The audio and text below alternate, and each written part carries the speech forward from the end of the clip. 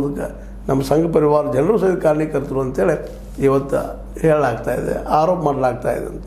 ಈಶಾನ್ಯದ ಈ ರಾಜ್ಯಗಳಲ್ಲಿ ಭಾಳಷ್ಟು ನಮ್ಮ ಕ್ರಿಶ್ಚಿಯನ್ನರ ಮತ್ತು ಹಿಂದೂಗಳ ಮಧ್ಯೆ ಸೌಹಾರ್ದತೆ ಮೂಡಿಸುವಂಥ ಕೆಲಸಗಳಾಗಬೇಕಾಗಿತ್ತು. ಅದು ಆಗಲಾರ್ದ ಒಬ್ಬರ ಕಂಡು ಒಬ್ಬರು ಹಾವ ಮುಗಿಸಿ ಹಂಗೆ ಮಾಡಿದ್ದು ಈ ಸಂಘಟನೆಗಳಿಗೆ ಇವತ್ತು ಕಾರಣ ಅಂತ ಹೇಳಬೇಕಾಗಿದೆ. ಎರಡೂ ಈ ಒಂದು ಕ್ರಿಶ್ಚಿಯನ್ನರಲ್ಲೂ ಆಗಿರ್ಬೋದು, ಹಿಂದೂಗಳಲ್ಲಿ ಆಗಿರ್ಬೋದು, ಯಾರಲ್ಲೂ ಆಗಿಲ್ಲ, ಅಥವಾ ಮುಸ್ಲಿಮರಂತ ಇಲ್ಲಿ ಬಂದಿಲ್ಲ ವಿಶೇಷವಾಗಿ, ಅವರಲ್ಲೇ ಆಗಿರ್ಬೋದು, ಈ ಮೂಲಭೂತವಾದಿಗಳು ಯಾಕಪ್ಪ ಇದನ್ನು ಬೆಳೆಸ್ತಾರೆ ಅನ್ನುವಂಥ ಒಂದು ಸಂಕಟ ಆಗ್ತದೆ.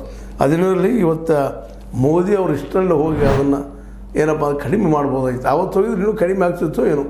ಇದೇ ಒಂದು ಪ್ಯಾಕೇಜನ್ನು ಆವತ್ತು ತೆಗೆದುಕೊಂಡಾಗ ಅವರಲ್ಲಿ ವಿಶ್ವಾಸ ಮೂಡಿಸಿ ಅಲ್ಲಿಯ ಕ್ರಿಶ್ಚಿಯನ್ಸ್ ಮತ್ತು ಹಿಂದೂಗಳ ಮಧ್ಯದಲ್ಲೇ ಒಂದು ರೀತಿ ಸೌಹಾರ್ದತೆ ಮೂಡಿಸುವಂಥ ಕೆಲಸವನ್ನು ಮಾಡಿದ್ರೆ ನಿಶ್ಚಿತವಾಗಿಯೂ ಇತಿಹಾಸದಲ್ಲಿ ದೊಡ್ಡ ಹೆಸರು ಉಳಿತಾ ಇತ್ತು ಮೋದಿ ಅವರದ್ದು.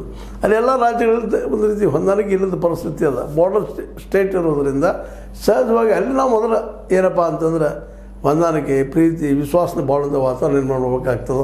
ಅಲ್ಲಿ ನಾವು ಸೋತಿದ್ವಿ, ನಮ್ಮ ಮೋದಿ ಅವರು ಸೋತಿದ್ದಾರೆ ಆ ದಿಶೆಯಲ್ಲೇ. ಆದರೂ ಇವತ್ತು ಹೋಗ್ತಾ ಇದ್ದಾರೆ ಅನ್ನೋದು ಸಮಾಧಾನ ಎಲ್ಲೋ ಒಂದು ಮೂಲೆಯಲ್ಲಿ. ಕಡೆಗೆ ಅಟ್ಲೀಸ್ಟ್ ಎಲ್ಲ ಮುಗಿದ್ಮೇಲೆ ತಂದ್ರೆ ಹೋದ್ರಲ್ಲ ಅಲ್ಲಿ ಅಂತೇಳಿ.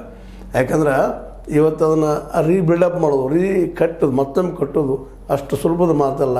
ಮುರಿದ ಮನೆಯನ್ನು ಕಟ್ಬೋದು, ನಾವು ಸುಟ್ಟ ಮನೆಯನ್ನು ಕಟ್ಬೋದು, ಆದರೆ ಮುರಿದ ಮನಸ್ಸನ್ನು, ಮುರಿದ ಬದುಕನ್ನು ಕಟ್ಟು